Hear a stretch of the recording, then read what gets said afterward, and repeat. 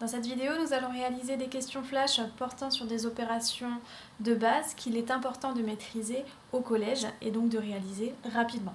Regardons ça d'un petit peu plus près. Voici les questions flash que tu dois réaliser. Je te donne 4 minutes pour essayer de compléter le maximum d'opérations. Passons à la correction. Tout d'abord, pour le niveau 1, nous avons à multiplier 714 par 1 dixième. Lorsque l'on multiplie un nombre par 1 dixième, ce qu'il faut retenir, c'est que nous avons alors que le chiffre 4 va devenir le chiffre des dixièmes, c'est-à-dire celui placé juste après la virgule. Nous obtenons alors le nombre 71,4. Pour le second, nous avons le nombre 3 unités et 417 millièmes que l'on doit multiplier par 100. Cette fois-ci, le chiffre des unités doit devenir le chiffre des centaines. Cela veut donc dire que j'obtiens alors le nombre 341,7.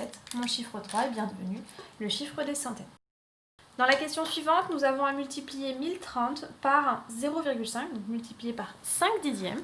Lorsqu'on multiplie un nombre par 0,5, ce qu'il faut savoir, c'est que cela revient à le diviser par 2. On prend alors la moitié du nombre. Ici, notre nombre, c'est 1030. La moitié de 1000, c'est 500. Et la moitié de 30, c'est 15. Nous avons alors le nombre 515. Et enfin, dans le dernier, pour le premier niveau, nous avons à multiplier 50 par 1 demi. De nouveau, il faut savoir que la fraction 1 demi, cela correspond au nombre décimal 0,5, donc le nombre 5 dixièmes. Et pour cela, cela revient de nouveau aussi à diviser par 2, ou alors prendre la moitié de notre nombre. Ici, la moitié de 50, c'est 25. Donc ça, c'était pour notre premier niveau. Regardons le niveau 2. Dans le niveau 2, nous avons le nombre 51 centièmes qu'il faut multiplier par 1 centième.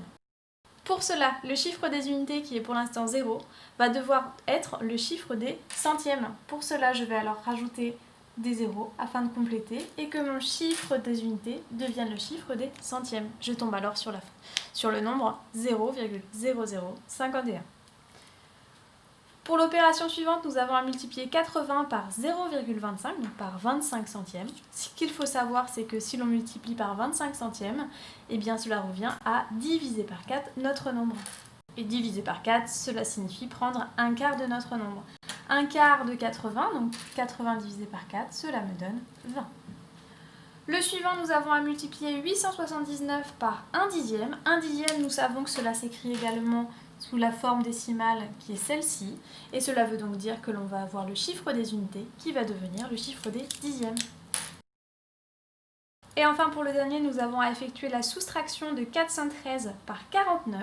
Ce n'est pas l'opération la plus facile, la plus évidente, mais je sais que 49 c'est égal à 50 moins 1.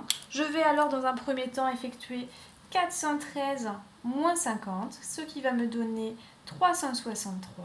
Et ensuite, je vais ajouter à 363 1 parce que j'en aurais retiré de trop à la première étape. J'obtiens alors 364.